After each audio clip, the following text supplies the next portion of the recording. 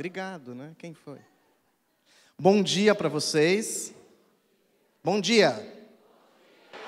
É um prazer estar aqui em Buenos Aires. Minha família, meus pais, avós, primos são daqui. Ontem visitei minha avó, de 92 anos, rapidinho, então é um prazer estar aqui. E falar, né, sobre educação, falar sobre história, sobre literatura, sobre o aluno, em meia hora é um desafio, mas eu farei isso, viu, Samara? Pode ficar tranquila, farei meia hora, tá? Vai ser bem bacana. Eu queria começar a nossa conversa, o nosso bate-papo. Antes de falar isso, muitas pessoas, eu sou assim meio doido mesmo, muitas pessoas, elas me conhecem, mas não me conhecem, porque eu sou escritor, escrevo livros para crianças, e às vezes eu tenho livros que pais, amigos meus dizem, é seu? Eu falei, você não lê o nome do autor para o seu filho? Falei, é meu. Então, eu tenho um livro, vou me revelar agora para vocês, antes de começar mesmo. Eu tenho um livro bem conhecido que chama Até as Princesas Soltam Pum. Ah, eu sou o homem do pum, sou eu mesmo, tá? Não solto, mas escrevi o livro. Mas vamos lá.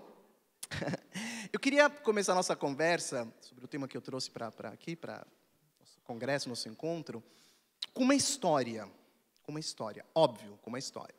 E antes de contar essa história, um dia eu estava palestrando, eu palestro muito pelo Brasil, fora do Brasil também, e uma pessoa me perguntou assim, Ilan, por que você sempre começa com essa mesma história? Eu tenho centenas de histórias na cabeça, tenho muitos livros, muita pesquisa, podia contar qualquer uma, por que você começa sempre com essa? E a minha resposta, a repetição é algo fundamental na vida. Fundamental. A gente não vai entrar num avião se o piloto falou, eu treinei apenas 1 hora, saia correndo. Não entre. Você quer quanto? 1.000 horas de voo, 10.000, ufa, tranquilo, não é assim? Uma bailarina, para fazer aquela coisa maravilhosa, ela treinou e repetiu milhares de horas. A repetição é fundamental. Importante também para a aprendizagem. Ontem, quando a gente falou de criatividade, a criatividade, ela está também sustentada pela repetição, pelo exercício. Um cara muito criativo, só criativo, não adianta. Thomas Edison, o criador da lâmpada elétrica, do fonógrafo, da bateria elétrica e milhões de outras coisas mais. Esse cara, para chegar na lâmpada elétrica, criativo, né? Mais de 1000 vezes ele errou para chegar no certo. E praticou e repetiu. Mais de 1000 experiências. E repetiu. Para a criatividade explodir. Quando a gente trabalha com histórias, a repetição também é importante. Por quê? Respondendo ao meu amigo que me perguntou, por que sempre essa história? Porque nós nunca somos os mesmos. Tem um filósofo chamado Heráclito, pré-socrático, que dizia, uma frase conhecida, que nunca pisamos no mesmo rio. Já ouviram falar disso, né? Nunca somos... Claro, e é verdade. Aquele que conta a história, eu, não sou o mesmo do que há 1 segundo atrás. Aquele que ouve a mesma história também não é o mesmo. Ele vai evoluindo, vai mudando o tempo inteiro. E não só criança gosta de repetição, ou jovem. Quem aqui assistiu 15 vezes Titanic? Só criança adora repetição. Só criança. E a repetição tem algo muito mais bacana também, além disso. Eu falo mais bacana porque tem a ver com afeto. Quando uma criança chega para você e diz, pai, conta de novo. Olha como ele é criança é gênio, cara. Que esperto. Quando ele fala repete, ele te mantém do lado dele. Pai, mãe, professor. É a figura mais importante na vida dele. Esperto. De novo. Você vai ficando. Ele vai se vinculando com você. Um vínculo amoroso. A repetição é importante. Então, vou contar a minha história agora. Essa história, ela fala sobre um rei muito poderoso. E este rei poderoso, sai pelas andanças aí na vida, conhece uma rainha. E assim que ele conhece essa rainha, paixão, uma paixão fulminante, um fogo, uá! E a rainha também, olha o rei, uá! O rei não aguenta, ele não aguenta e diz assim, rainha, casar, vamos casar. Casamento, quer casar? Quero casar. Então vem para o meu castelo. A rainha vai para o castelo do rei. E assim que ela pisa no castelo do rei, misteriosamente, ela fica doente. Ninguém sabe, o que ela tem. Ninguém. Ela vai emagrecendo, definhando, emagrecendo, definhando, emagrecendo, definhando. O rei chama médicos, os melhores do mundo. Examinam a rainha e não adianta. E ela emagrece e definha. Ele chama curandeiros, feiticeiras, ervas misteriosas, dão para a rainha. Também não adianta. O rei entra em desespero e diz: vou casar com a rainha. E casa. E depois, na sequência, vou procurar a cura para minha amada esposa, minha amada rainha. E sai procurando a cura pelas cidades, pelos campos. E num desses campos ele avista uma cabana. Se aproxima, coloca o rosto na janela. E lá dentro ele avista um camponês. E na frente, uma camponesa, gordinha, rosadinha, gargalhando. Ele não aguenta, de curiosidade, bate na porta. Majestade, você por aqui, o que você quer? Ô camponês, disse o rei, o que você faz para a sua esposa ser tão feliz assim, tão saudável? A minha está morrendo no castelo. O camponês pensou um pouco e respondeu: bom, majestade, eu alimento a minha esposa diariamente com carne de língua. A malícia passando na cabeça da galera. Adultos maliciosos, nada disso. O rei sai correndo até o castelo. Cozinheiro real, pois não, majestade. Prepare imediatamente um sopão com tudo que é língua de animal vivente na terra. Tá bom, majestade. E foi começando a cortar a língua de cachorro, hipopótamo, girafa, com essa cara de nojo de vocês mesmo. Foi cortando. Pegou, deu para o rei. Carne de língua, foi até a corte da rainha, quase morta a rainha. Colher, língua. Deu para a rainha. Ela engoliu. E ela piorou. A qualquer instante, morte na certa. Última ideia, soldado, pois não, majestade, leve imediatamente, agora mesmo, a rainha para a casa do camponês. E me traga em troca a camponesa, gordinha, rosadinha, que gargalha. A troca foi feita. E assim que a camponesa pisou no castelo do rei, misteriosamente, ficou doente. Uma semana, estava magrinha. Segunda semana mais magrinha. Gente, não era regime, tá? Cadê o castelo WhatsApp? O pessoal indo, eu quero. Minha esposa está louca para descobrir o WhatsApp do castelo. Se controlem. Era doença. Depois de 3 semanas, a camponesa quase morta. E o rei curioso, pegou seu cavalo, foi para o mesmo campo, a mesma cabana, a mesma janela. O mesmo camponês lá dentro. E agora a rainha, gordinha, rosadinha, gargalhando. Ele esmurrou a porta de novo, meu rei, que foi? Eu que pergunto, disse o rei. Tão bem aí a rainha e sua esposa morrendo lá no meu castelo, o que eu fiz de errado? O que você fez, majestade? Carne de língua, você mandou, eu dei para as duas. Língua de cachorro, hipopótamo, girafa. O camponês abriu um sorriso e disse: você não entendeu nada, majestade. Eu alimentava diariamente a minha esposa, e agora a sua esposa com carne de língua. Majestade, com as histórias contadas pela minha língua. O rei parou, refletiu e compreendeu. Pegou novamente a rainha, devolveu a camponesa, e a partir daquele dia, conta os africanos, é uma lenda africana, esta rainha ouvia histórias todas as noites, antes de dormir. Dizem que nunca mais a rainha ficou doente, e dizem mais os africanos, que as histórias fazem muito bem para os bebês, para as crianças, para os jovens, para os adultos, para os velhos, e até mesmo para os reis. Carne de língua, alimento da alma e do espírito. O que diferencia cada pessoa desta sala de uma ameba? Nós somos o que somos por causa das histórias, da linguagem, das narrativas.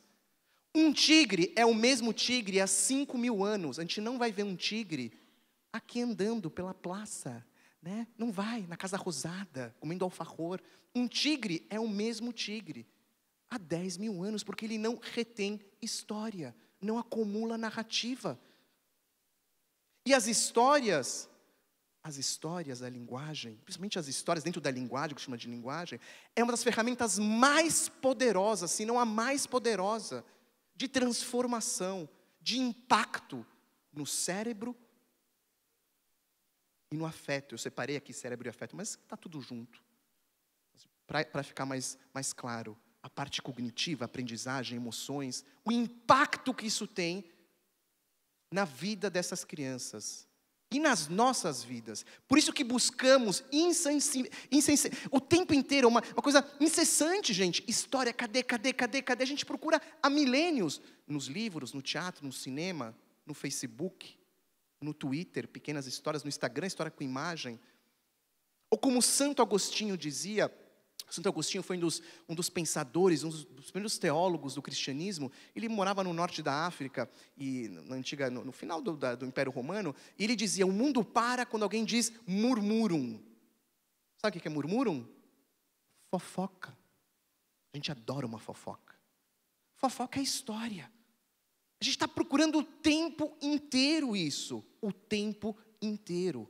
Os nossos alunos, a diferença, né, de um aluno que passa por uma escola que tem histórias e aquele que passa numa escola onde as histórias não fazem parte, a gente observa isso quando ele vira adulto e fala das suas lembranças, das suas memórias. Eu lembro uma professora me contando, encontrei com ela um tempo atrás, disse: e deixa eu te contar aqui, eu sei que você gosta desses casos. Falei: adoro ver essas coisas. Falei assim, encontrei um aluno meu, aposentada professora, um aluno já estava barbado, com os filhos, disse: professora, ele abraçou ela, né, falou assim: eu lembro da sua aula. Falei assim: lembra da minha aula? Como assim? Me conta aqui que você lembra da minha aula. Antigo terceiro ano, seria a quarta série, hoje o Fundamental 2. Assim, eu lembro que você contava, né, sobre, lá, né, em São Paulo, sobre os bandeirantes e os índios, e que teve uma cena que os bandeirantes entraram numa floresta, aí veio um índio, pegou um arco, uma flecha, tirou a flecha, grudou, né, no olho do bandeirante, o índio pegou lá e tirou o olho sangrando, não sei o quê. Ela falou: você lembra disso? O que mais você lembra? E eu lembro da matéria. Ela falou: me conta. E ele foi contando a matéria. E a professora me contou: Ilan, eu inventei essa história da flecha. Eu inventei isso. Só que ao redor daquela história veio toda a memória da aprendizagem. Da aprendizagem. A palavra aluno tem uma etimologia. Vocês sabem o que significa a palavra aluno? Não é sem luz. Não, descoberta, ai meu Deus. Não, não é. Vocês querem saber? Sim ou não? Procurem no Google. A palavra aluno significa, olha que bonito, que bonito. No dicionário de etimologia que eu tenho em casa, que eu gosto, referências boas de etimologia. Significa aquele que é alimentado. Aluno. Olha que beleza. O que vamos dar de comer para essas crianças, esses jovens? E o que esses jovens querem como alimento no mundo das histórias? As histórias marcam, é uma afirmação. É isso que fica para esses jovens, essas crianças. Quando eles crescerem e forem velhinhos, essas crianças jovens que a gente atende, as minhas filhas, eu garanto para vocês, eles não vão lembrar, não vão falar: ai, por que quando eu tinha 10 anos eu ganhei meu 15º par de tênis com molas? Parecem centopeias de tanto tênis que a gente dá para eles. Ah, eu vou lembrar do tablet que eu ganhei, o 18º, porque tudo vai mudando. Eles não vão falar do tablet, gente, que eles ganham, mas eles vão falar, porque alguns já estão falando agora, e vão continuar falando. Eu lembro quando o meu professor abriu uma aula, lendo uma história, contando uma história. Eu vou lembrar do pai e da mãe que parou a correria louca do dia para abrir um livro, ou narrar uma história de boca, como diz a minha filha, sem o livro, e em volta daquela memória vai estar os cheiros, o momento que ele viveu, intenso, profundo. E essas histórias, elas têm que ter uma qualidade para virar um bom alimento, porque se a gente só come comida ruim, tem um impacto no nosso físico, não tem? Fast food. Um americano passou um mês comendo fast food e foi fazer um documentário. Depois de um mês comendo fast food, ele começou a apodrecer.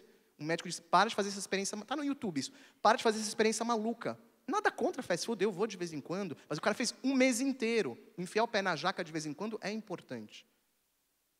Não sempre ficar preso a jaca no seu pé. Não pode. A mesma coisa que vale para o mundo simbólico, para o mundo das histórias. O mundo das histórias, gente. Se a gente só oferecer para as crianças, para esses alunos, histórias fast food, rápidas, gostosinhas pode ser, mas descartáveis, vira zumbi, vira morto-vivo, não aciona toda a potencialidade que ele tem. Nesse mundo de tecnologia que a gente vive, rápido, a gente está falando sobre isso, que a rapidez, né, as coisas que, né, vai pulando de um canto para o outro e tudo mais, precisa ter um espaço de equilíbrio em relação a esse mundo. Esse mundo ele está dado. A gente não quer que ninguém seja um analfabeto digital. Claro que não. Mas, ao mesmo tempo, eles precisam saber que existe um mundo onde a nossa humanidade está preservada. E a parte mais interessante da humanidade, que é o que está dentro da gente. Quando a gente vai oferecer histórias para essas crianças e esses jovens, as histórias têm que contemplar a complexidade da natureza humana. A palavra complexo vem do latim e significa um tecido com várias dobras. Diferente da palavra simples, que é um tecido com uma dobra só. A criança e o jovem não são pessoas simples, são complexas. Tem um mundo interior enorme que precisa ser atendido nestas histórias, nestas narrativas, onde a gente vai se colocar com a nossa voz. Com a nossa voz. A voz é algo fundamental. Eu estava falando também da questão da atenção. Eu nem ia falar sobre isso, mas surgiu hoje, surgiu ontem também. A questão da atenção em relação a esse mundo, que também é muito legal, essa questão da atenção, quando a gente fala da atenção. Quando a gente está lá com os nossos filhos, nossos alunos, o professor, né, o educador, a gente tem uma ilusão, porque é uma ilusão, gente, que quando as crianças olham para a gente, mesmo nas histórias, eu tenho milhões de experiências, milhares de horas aí no mundo fazendo isso. Quando a gente está contando histórias, lendo uma história, ou dando aula, ou conversando numa reunião, ou um diretor conversando, vocês coordenadores conversando com a sua equipe, as pessoas estão olhando para você, não estão? Como vocês estão olhando para mim agora. Estão lá na reunião, olhando assim, sério. E às vezes a gente balança a cabecinha. E pensando, podia estar numa ilha deserta, com Giannichini me abanando. O que estou fazendo aqui? E o pessoal lá na frente está abafando, né? Não, o pessoal está ouvindo, né? A gente não tem certeza que a pessoa está com a gente. Não tem certeza. Nenhuma certeza. O professor também. A gente tem uma mania, por exemplo, quem trabalha com criança pequena, vão reconhecer isso também. Põe lá eles numa roda, põe um giz, né? Aquela rodinha com gizinho, cada um tem que ficar sentado, não pode se mexer. Índiozinho, estátua. Aí você começa a narrar uma história. E a história está vinculada ao relaxamento. E a criança começa a derreter. Você fala assim, perninha, não sei o quê, durinho. É anti-história isso. É claro que não é para eles se pendurarem no teto, mas a história ela requer um relaxamento também um pouquinho corporal. E a atenção não vai passar pelo olho, galera. Quantas vezes você vai lá, fila de banco, você vai pegar seu ônibus, um metrô, você está com um grupo, você lá vai jantar. Aconteceu comigo, eu e minha esposa jantando em São Paulo, numa cantina, a gente começou a conversar. Converso muito, a gente vive falando, eu e minha esposa, a gente fala para os cotovelos dos dois. Estamos lá conversando, mas na nossa mesa tinha um casal bem jovenzinho, e começaram a brigar. Cara, eu parei de falar, a minha esposa parou de falar. Que briga deliciosa. Só com as orebas aqui, só aqui, ó. Só aqui, ó. Você entende? Eu não olhei para eles, só aqui, ó. Ó, fila de banco, meu Deus, que delícia! E o pessoal falando barbaridades atrás. E você lá passando o tempo. A atenção, ela é flutuante. A atenção é flutuante. As crianças ouvem coisas, quando você tem pais com os filhos pequenos que falam umas barbaridades na sala. Ah, ele está brincando. Gente, não façam isso. Aconteceu já comigo. Eles escutam tudo. Essa coisa pega mesmo, né? Então, atenção, tem isso, né? Deixa eles mais relaxados para ouvir as histórias. Faz um efeito maravilhoso, maravilhoso. E as pessoas que têm esse, né, esse desejo de compartilhar a história, de narrar histórias, é tão forte isso que eu quero fazer um exercício com você para mostrar a força que isso tem. Para falar como que é uma pessoa, como ela se caracteriza uma pessoa que marca a outra, como com as histórias. Vou fazer um exercício agora para falar sobre isso. Eu quero que vocês pensem, alguns segundos, sobre, né, vão lá para trás, né, lá na infância de vocês, e pensem nas pessoas que marcaram vocês. Não precisa ser nas histórias somente. Marcaram. Positivamente, não negativamente, falando positivamente. Quem são essas pessoas? Né? O que elas fizeram? E eu quero que vocês me digam, eu vou anotar aqui, pegar meu caderninho, as características dessas pessoas que marcaram vocês. Então, vamos lá. Eu vou pegar aqui meu caderninho e vocês vão pensando, eu vou ouvir quais são as características de pessoas que marcaram vocês. Estão preparados? Pode começar a falar. Você acende a luz aqui, por favor, do pessoal aqui da frente. Aqui do público. Dá para acender para eu ver a cara deles? Como diz o Murilo, diretor. Vamos lá.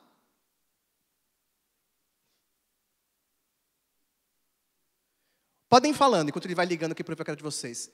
Como eram essas pessoas que marcaram vocês? Vamos falando, sem precisar ter vergonha. Vamos lá. Pode falar, estou ouvindo. Pode falar. Fala uma palavra. Como eram essas pessoas? Como? Divertidas. Que mais? Calma, agora vocês se empolgaram, calma. Quem mais? Criativas. Empáticas. Quem falou mais velhas é carioca, mais velhas. Aqui, quem mais? Muito bom. Quem?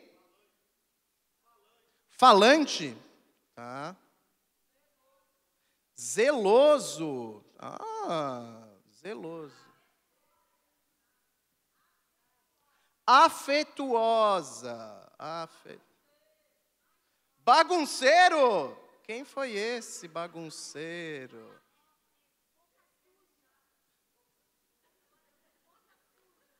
É a carioca de novo, boca suja. Quem? Atenta. Quem mais? Vibrante. Musical. Entusiasta. Artista. Flutuava. Gente, era uma labareda, era uma coisa muito bom. Amigo. Paciente. Confiante. Tá bom. Vamos lá. Muita coisa. Então, ó, se vocês querem, como adultos, marcarem os seus alunos,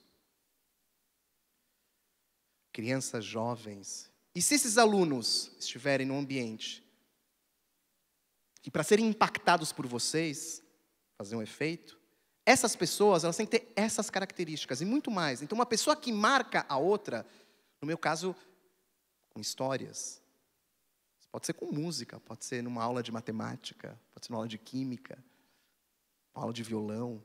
Essas pessoas, elas têm que ser, sim, vocês deram as características, divertidas, criativas, afetuosas. Boca suja é uma coisa nova, né?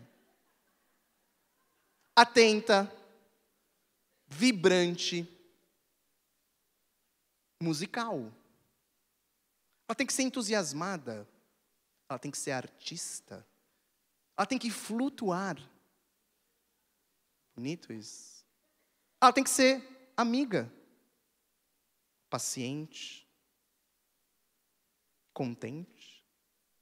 Quando eu faço esse exercício em outros lugares, aparece várias outras coisas. Sabe o que ia aparecer também aqui? As pessoas falam de exigente. Brava de vez em quando. amorosa de vez em quando. São características de pessoas que marcam pessoas. E é isso que queremos, que nossos alunos sejam pessoas que foram impactadas positivamente. Porque isso é a vida. A vida é memória. Nada mais do que isso. Por isso que é muito triste as pessoas que perdem a memória, que perdem a sua história. Vocês devem conhecer pessoas assim. É muito triste. A memória é a vida. E a memória coletiva está nas histórias. A memória individual está nas histórias. Quando você conta uma história, além dela sintetizar um conceito filosófico, ela manda a luz para aquele que narra. Às vezes temos medos ilusórios, que a criança não aguenta uma história que vai marcar ela. A gente tem medo da criança e do jovem. Essa história é muito forte. Gente, eles têm hoje YouTube, nada é mais forte. Ai, apareceu no livro uma questão lá que o menino olhou para a menina, não sei o que lá, não pode. Gente, o cara tem YouTube. Tem YouTube. Ai, não pode falar de morte. Não, uma história maravilhosa sobre morte. Não, não pode porque ela vai ficar triste. Cara, ela vê Jornal Nacional. Ratinho. Datena. Não pode falar de morte. E normalmente a morte na história é uma morte que tem um sentido, não é uma morte da televisão. E interessa isso para a criança. Eu estou afirmando, interessa isso para ela. Ela sabe que o avô não está mais lá, que o cachorrinho não está mais lá. Vou contar um caso da minha casa para mostrar como interessa esses assuntos. Eu estou sentado, minha esposa, minha mãe e as minhas 2 filhas. A pequenininha tinha 3 anos, ela é a punk de casa, né, a rebelde, até hoje, com 12. E aí ela chega assim e fala para minha mãe: vó, a senhora é a mais velha da mesa? Sou. Vai morrer primeiro. A minha mãe, com muitos anos de análise, respondeu bem tranquila: tomara a Deus que eu seja a primeira. Tomara a Deus. Mas a minha filha não terminou, calma. Pai, sim, você é mais velho que a mamãe? Sou. Vai morrer depois. Matou depois a mãe, matou a irmã e se matou. Ela fez uma análise da finitude humana na mesa de jantar. É um tema que não interessa para a criança? O que é isso? Com bom senso, os contos de fadas falam para a criança pequena sobre isso. Não precisa passar Fred Krueger para ela, é bom senso. Mas interessa. Histórias sobre a natureza humana interessam e marcam. São as que mais marcam profundo. Vou contar uma aqui para a gente ir finalizando sobre isso. Que marca, histórias que marcam o outro. E para falar, vou contar uma fofoca rapidamente para vocês sobre isso. Vocês gostam de fofoca? Alguns anos, bons anos, uns 12 anos, me ligam em casa, eu atendo, era alguém da Rede Globo. Eu tinha dado entrevistas na época para jornalismo, que eu trabalhava numa fundação, coisas bobas, assim, coisas pequenininhas lá dos jornais locais. Falei, é do jornalismo? Ela falou, não. Falou o nome dela, eu sou do Projac do Rio. Projac do Rio. Aí na hora a minha parte infantil, que todos têm, tá? Pensou assim, me descobriram. Eu estava andando... Me descobriram. Fazer o quê? Me descobriram. Aí voltei ao centro, falei, o que você quer de mim? Ah, não, alguém te deu um contato da USP, eu fiz mestrado e doutorado na USP em São Paulo, meus trabalhos caíram na mão de alguém lá que passou para ela. Falou, não, tá, o que você quer? Que você venha aqui para o Rio para fazer um workshop com os atores da próxima novela das 6, Eterna Magia, que era uma novela celta e tudo mais. Falei, legal, me passa a sinopse. Ela me passou a sinopse para eu fazer um briefing depois com ela. Dia seguinte, estava lá a sinopse em casa. Fofoca 2, liguei para minha sogra noveleira. Eu não aguentei. Estou com a próxima novela das 6 aqui em casa. Eterna Magia. Falei, como você sabe? Eu leio contigo. Falei, tá bom, você quer saber alguma coisa? Eu quero. Jamais. E desliguei na cara dela, não, nunca mais. Enfim, outro dia eu estava no Rio de Janeiro, super sério, por dentro parecia uma criança, mas fingi seriedade. Tem algumas 2 fotinhas só miseráveis que eu tirei, queria ter tirado mais. Fui lá assistir como se apresenta uma novela, os atores todos maravilhosos. Chegou a minha vez, almocei com eles, à tarde chegou a diretora e disse assim, Ilan, tá preparado? Falei, tô. Falei, só que tem uma coisinha, foi tudo muito rápido, e foi mesmo, né? Eu queria começar o meu encontro com uma história. Ela falou, como assim? Não, histórias, para começar, elas unem, aquecem. Ela falou, não, mas você não falou isso antes, então você não vai contar. Não, eu falei, vou contar sim. Eu era mais rebelde, tá, gente? Falei, vou contar sim. Falou, não, vai contar, não. Falei, eu vou. Ela falou, que história você quer contar? Aí, estava no café, eu contei a seguinte história, vou te contar a reação que ela teve e a gente vai encerrar, finalizar com isso. Contei a seguinte história para ela. Uma serpente venenosa estava atrás de um vagalume. O vagalume olhou para a serpente e disse, você vai me comer? Vou. Mas nada a ver, serpente e vagalume? Sinto muito. Posso fazer 3 perguntas antes de morrer? Vai morrer mesmo. Faz. Primeira pergunta. Eu faço parte da sua cadeia alimentar? Ela foi se aproximando. Segunda. Eu te fiz algum mal? Não. Terceira. Então por que você quer me comer? A serpente levantou para dar o bote e respondeu. Porque eu não suporto o seu brilho. Nhac! Ela olhou para mim e falou, não tomou Gardenal hoje, meu filho? Ela me virou o rosto com delicadeza. Olha quem está sentado lá, Malu Mader, gente, Malu Mader, Cauã, não sei o que lá, blá, blá, blá, blá, blá, blá, blá. Eu falei isso, olha o que eu falei para ela. Se você reagiu a uma história tão antiga assim, é que ela contém uma verdade. E Lacan, eu matei ela com Lacan, foi um psicanalista francês, nem conheceu Freud, mas fez lá sua própria teoria. Lacan dizia que quando a gente não nomeia um sentimento, esse sentimento nos devora. Precisamos dar luz à natureza humana. Quando a gente fala sobre isso, isso perde a força. Falou muito inteligente, menino, pode contar a sua história. Adorei isso. Contei a história, os atores riram, ninguém ri dessa história, eles riram, e quando abafou assim, ficaram abafando a risada, eu reparei entre eles olhares. Vagalume, serpente, nhac, nhac, nhac. Eles viravam, né?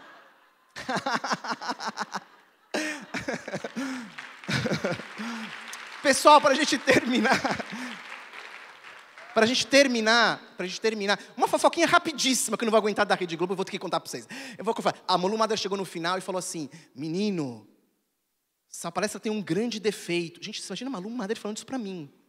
Anos rebeldes. Falei, gente, o que foi? Eu murchei por dentro, mas por fora falei, tá, o que foi?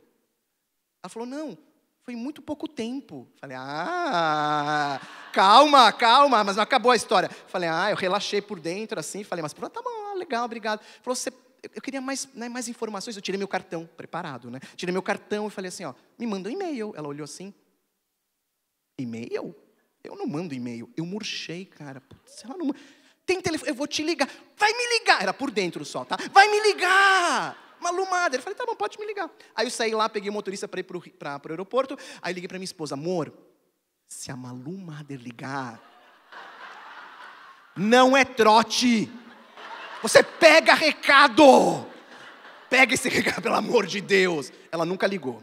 Nunca ligou. Vi depois outras vezes, não tive coragem de falar nada, mas nunca ligou. Pessoal, histórias marcam pessoas. Então, boas histórias para vocês, boa vida e até uma próxima. Valeu!